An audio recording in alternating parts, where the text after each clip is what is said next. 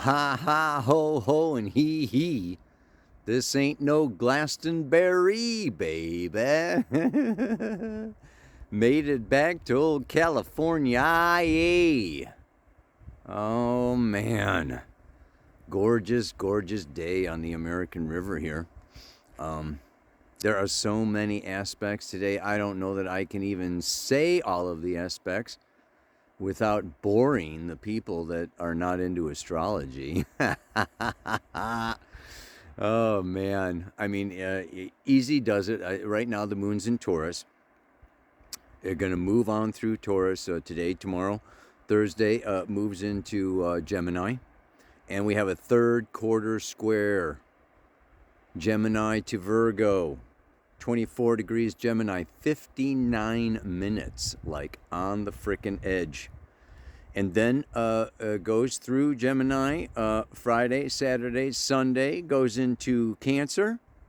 Sunday, Monday, and Tuesday, she goes into Leo. So, I mean, that's about all I'm going to say for the moon. You can figure out the aspects yourself if you're into it. But the big things I want to talk about today is number one, Sun opposite Neptune. Sun opposite Neptune is exact on Friday. At the same time, on Friday, Venus comes into an exact square with Mars. And we can figure that both of these aspects are happening all week, as well as Mercury in an exact opposition to Jupiter for the second time. Let's not forget, Mercury is now retrograde, right? On Sunday. So these are, I mean, it's mind-blowing. I will explain more why it is so mind-blowing. And actually, it goes back to March because Venus was conjunct Mars, okay, at 27 degrees Capricorn on March 3rd. And the Sun was conjunct Jupiter. So the start of this Sun opposition to Jupiter began back in March. The beginning of this Venus that is now square Mars was back in March. They're both, you want to look back to what was going on for you, okay, back between March 3rd, and the Sun was conjunct Neptune on March 11th. At 20 degrees of Pisces. So it's really fascinating that, you know, the seed was planted, and I'll bet, I didn't look at it, but I will also bet that Mercury was conjunct Jupiter back around that time. It was all around 6 months ago that these guys were happening. So seeds were planted last March. And I'm going to talk today about how those seeds are unfolding for you or not, right? Okay. Because, you know, squares and oppositions, these are tension-producing aspects. And this is not a time like a walk in the park. Well, I mean, it would be nice to walk in the park. Anyway, what else is going on? I mean, Venus is trine Uranus. So that's a nice, smooth, flowing, awesome aspect. And the Sun is trine Pluto. This is on Sunday and Monday. Sun trine Pluto, Venus trine Uranus. So it's not all in vain. It's like we have these challenges, but then there's also a promise. There's a promise to these challenges. So I am coming down here. I don't know where I'm going. I'm just trying to hold the camera straight while I negotiate these frickin' rocks. Last but not least, next Tuesday, Venus is going to in conjunct Chiron. Yeah, so we're preparing, I'd say, with all this Virgo energy. You know, we're preparing for Libra and Scorpio soon to come.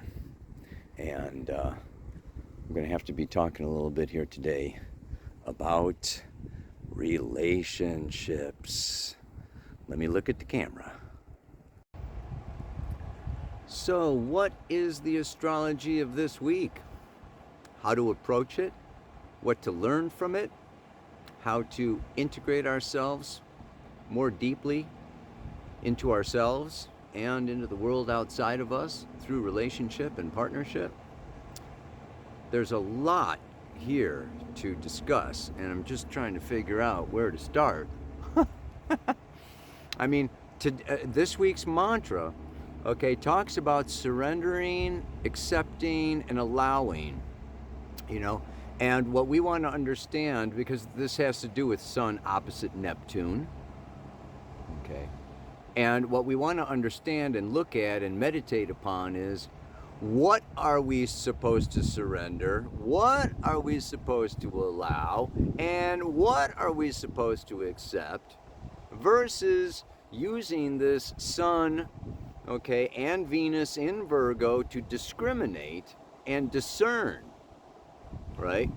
And discrimination and discernment is, who am I with and why am I with them?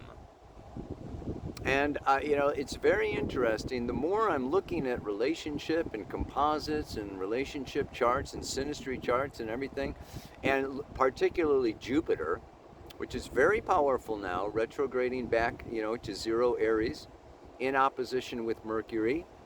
And Jupiter basically, gave honors, awards, and recognition to individuals that were contributing to society. Something bigger than themselves. And when we look at the composite chart in relationships,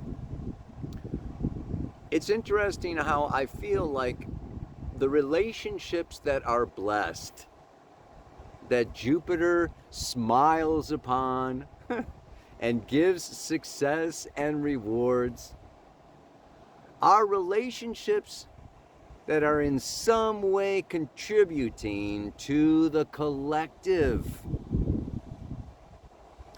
I'd be interested in feedback in the comments, when what comes out of relationship, between sexes is children.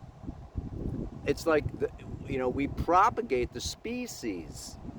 We give of our own egg and sperm to create an offspring that furthers humanity. When it comes to business relationships, we build businesses and we create enterprises that in some way, hopefully, contribute to the furthering of society at large.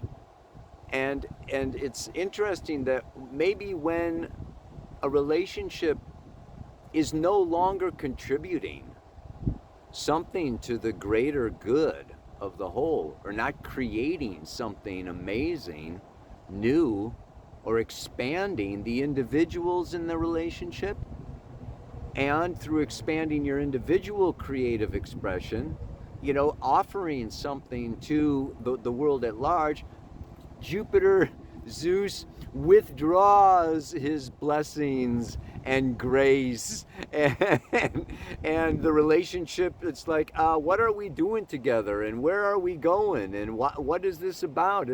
We can only please ourselves and feed off of this each other, or off this relationship, as long as as long as we're, it's like relationships are this give and take. And so we're, it's just something to see, if you want to comment on that.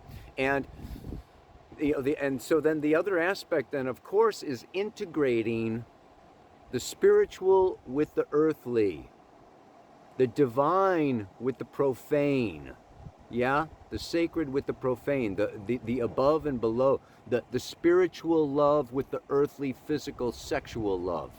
And this is very interesting because, like I say, we had that Venus-Mars conjunction back on March 3rd, and we had a Sun-Neptune conjunction at the same time, March 11th. Well, Sun-Neptune in Pisces is spiritual, divine, sacred love, the law of one. We are all divine, and it's very platonic. It's very non-physical. It's very non-material. I mean, Pisces, Neptune, Sun, Neptune. And at the same time, we're getting Venus conjunct Mars in Capricorn, which is about what? Duty and responsibility to the collective and becoming an elder and maturely, organizing and, managing, larger operations that are not so subjectively, passionately, internally fulfilling. So it's very interesting that the cycles that are now coming into play are all coming into play also with the Sun and Venus both in Virgo, right? Which is work, practicality, discrimination. I mean, it's not it's not Leo, Cancer, personal pleasure and fun. Really something else to think about. But anyway, rather than read the Sabian symbols this week, I want to read you a little bit from my teacher, the founder of evolutionary astrology, Jeffrey Wolf Green. And he wrote this book, Pluto Volume 2. Pluto Volume 1 is about the evolution of the soul through Pluto. Pluto Volume 2 is about relationships. And in these relationships, he goes through the phasal relationship between Venus and Mars. And he talks about this, it's the first quarter square, right? So we know that the conjunctions like the new moon, it sows the seed, and that seed grows into our individual self-expression, okay, of the planetary energies. In this case, it's the yin and the yang, the masculine and the feminine. And at this first quarter square, okay, we face some tension. It's a tension-producing aspect. And the opposition is also a tension aspect. So let's see what Jeffrey has to say. This is the book. I'm sorry, it's very it's pretty wasted because I've had it a long time, and Jeffrey is the frickin' man. Okay, but check out what he says here, right? The new ways, okay, that started at the conjunction, like I say, last March, of being in relationship with others, reflects the new ways in which the soul has been learning to relate to itself and the sense of meaning that the soul has for itself. What meaning are you giving to yourself and your life, independent of relationship and partnership, right? In the first quarter phase, the soul has evolved into a fundamental courage to stand apart from everyone else and willfully asserts its individual values to all others who do not share in such values. This can be freedom, sovereignty, free will, free choice, autonomy, having to do with the whole financial, medical disasters that are going on right now, governmental and everything else. This has been a time, since March, to assert our own personal values and to really ground our values personally in ourselves and our beliefs, right? The crisis inherent to this phase correlates to the soul's fear of forming relationships with others in general and intimate relationships specifically. The soul feels that if such relationships are formed, then their hard-won sense of individuality will become reabsorbed or lost into and because of the relationship. This fear will lead the soul to, in quotes, Keep one hand waving free. That has to do with the song this week of I Got One Hand in My Pocket by Alanis Morissette. I thought I'd make that this week's, yeah. Anyway, yeah. Keep one hand waving free within the context of any kind of relationship. In this way, the soul feels, attempts to guarantee its individuality by always having the back door open, so to speak. That reminds me of the Doors. I'm a backdoor man. This can create real relationship conflicts for such a soul, especially in an intimate relationship, because the soul cyclically appears to totally engage, then totally disengage. This is the square. It's back and forth and back and forth. I'm totally in. Oh no, I'm going to lose myself. Oh, I'm totally out. So I go back in and I go back out, and it's like, drives everybody nuts. The challenge in this phase is for the soul to realize that the individuality that has been established will not be lost. That this fear is a fear only. And to align with other individuals who have the same courage to project their own individuality in the face of the consensus. Similarly, they need to choose an intimate other who is evolutionarily evolving in the same way. You might want to just rewind that and listen to that again. You see what it's saying here?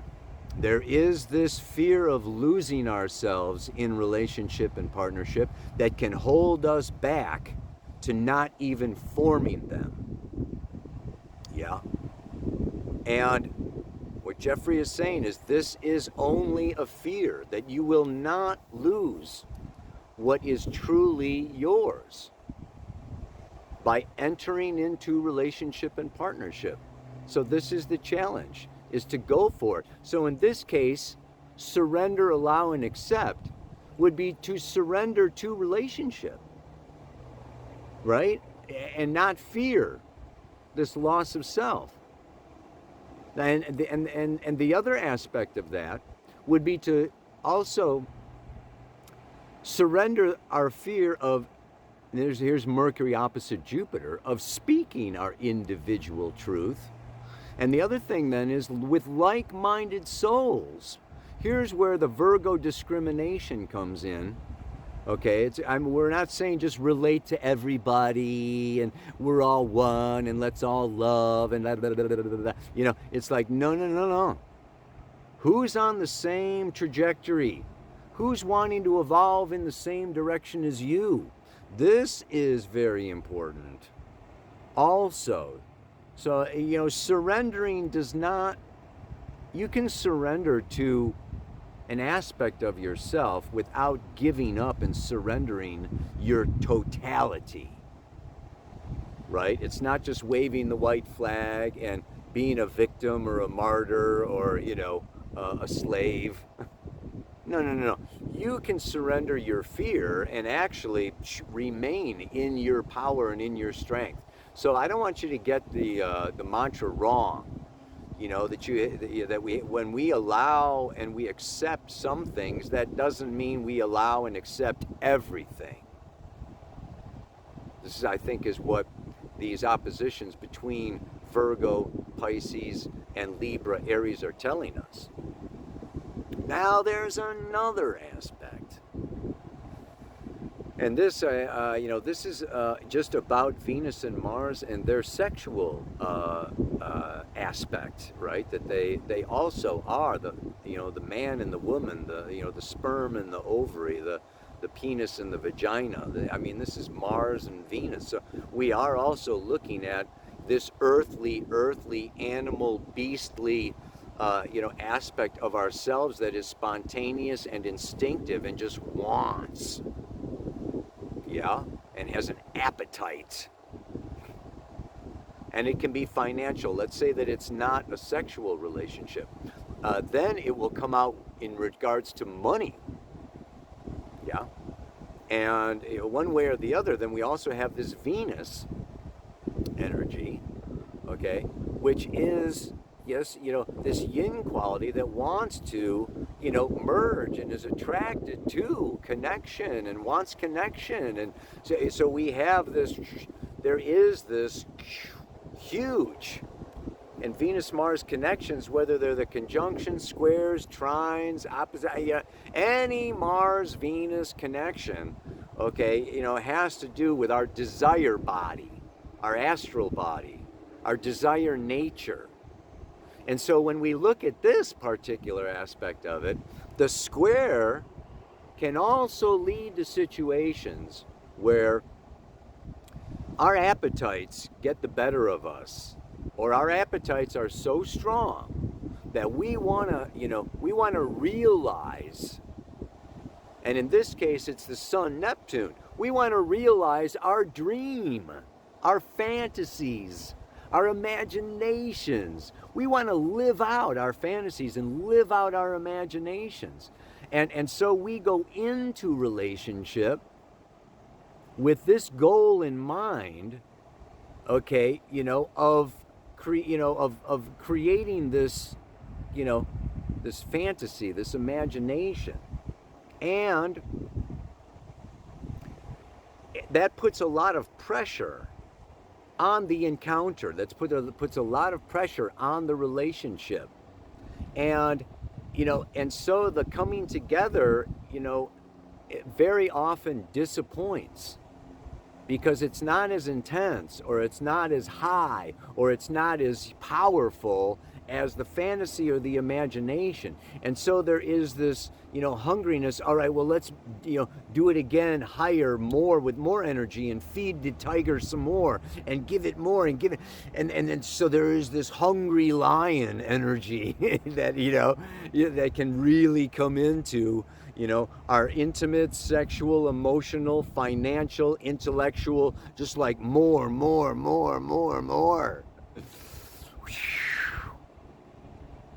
And in that case,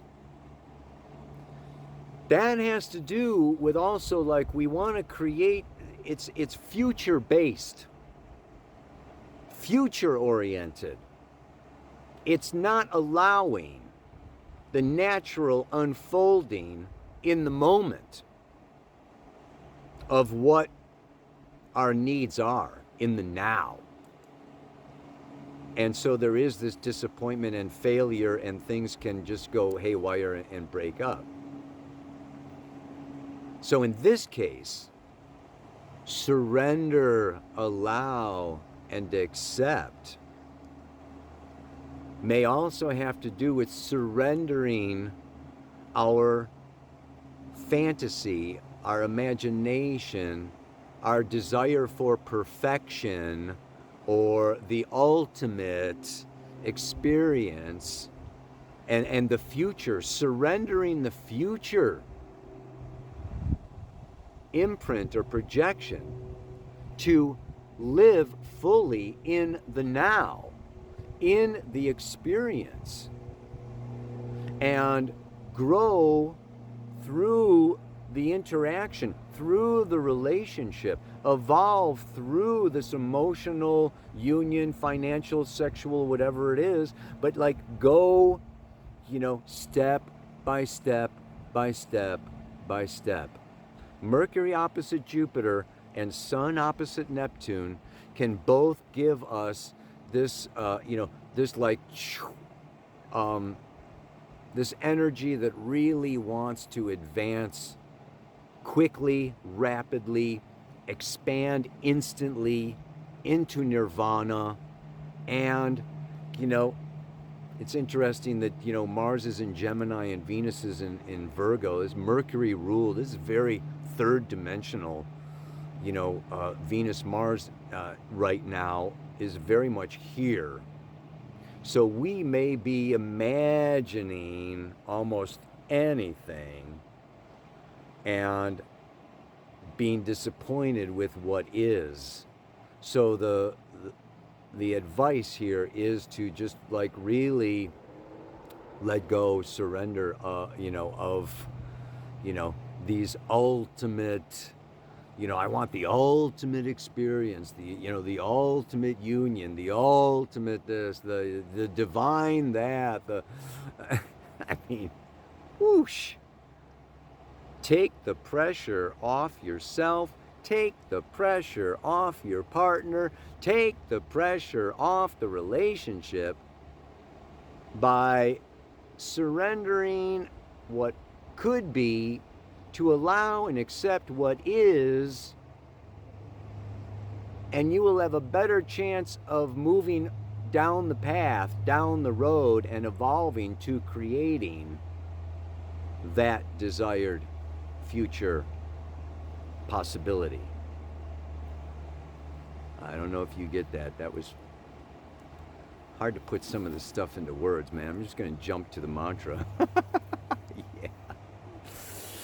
There's ways I like to do things, but I don't always have control. So it's good to surrender, allow, and accept,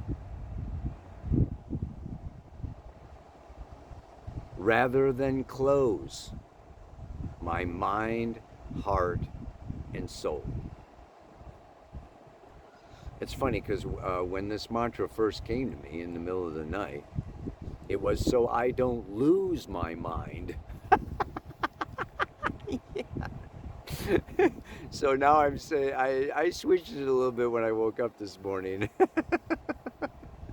You have to surrender, allow, and accept so you don't lose your mind and lose your soul, But at the same time, let's stick with it, the way that I got it here.